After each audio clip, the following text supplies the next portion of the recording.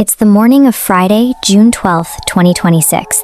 In Midland, Texas, the day starts quietly, but within hours, large sections of the city will be effectively locked down. Emergency dispatchers begin receiving frantic calls.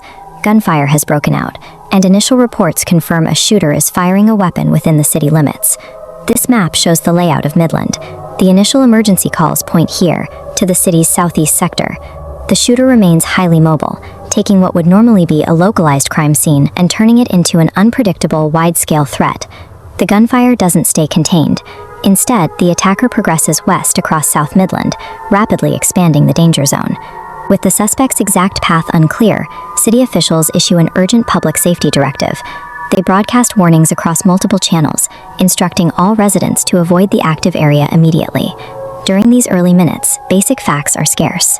Police don't yet know who the shooter is, why they're firing, or how many people have been hit. The suspect's constant movement expands a single police call into a city-wide emergency, necessitating a massive tactical response from the entire region. The chase finally hits a bottleneck at the 4600 block of West Wall Street. The suspect stops moving, holing up inside a building. With the target stationary, law enforcement rapidly scales up their operation. Multiple different agencies converge on West Wall Street, throwing up a heavily armed perimeter to seal the area. To handle the direct assault, specialized SWAT teams are deployed. These officers are tasked with making direct contact at the structure itself. As first responders push forward, they are met with resistance. Police report hearing continuous gunfire erupting from inside the building. The sheer volume of shots is loud enough to be recorded by nearby bystanders.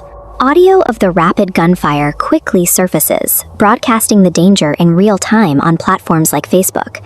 That sustained barrage of bullets forces an immediate shift in tactics.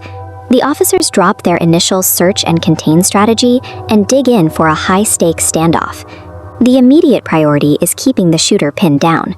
Officers completely surround the building, ensuring the suspect cannot slip the perimeter and regain mobility. The tension holds through the early afternoon. Then, at approximately 12:35 p.m. Eastern Time, the standoff reaches a definitive end. City officials broadcast a vital update to a public still sheltering in place. The active threat is over, and the situation is officially resolved. The suspect is confirmed to be dead following the standoff at the building. With the suspect neutralized and the immediate physical danger ended, the focus shifts to a massive, complex medical logistics operation. With the perimeter secured, the focus shifts from law enforcement to the region's emergency medical network. Authorities soon confirm the human cost of the morning's chaos. At least one person has been killed. Alongside the fatality, 10 to 11 other individuals are left with severe injuries. First responders must now execute rapid medical evacuations for multiple trauma patients simultaneously. The primary destination for these critical transports is Midland Memorial Hospital. 9 victims are rushed there together, putting immense pressure on the hospital's triage capabilities. Medical staff are pushed to the limit. 3 victims are sent straight into emergency surgery, and 1 is moved into recovery. 2 others are stabilized in the emergency department, while 3 are treated and discharged. To manage the overflow of trauma cases, secondary medical routes are activated. At least 1 victim is transported out of the immediate city limits to Odessa Medical Center Hospital.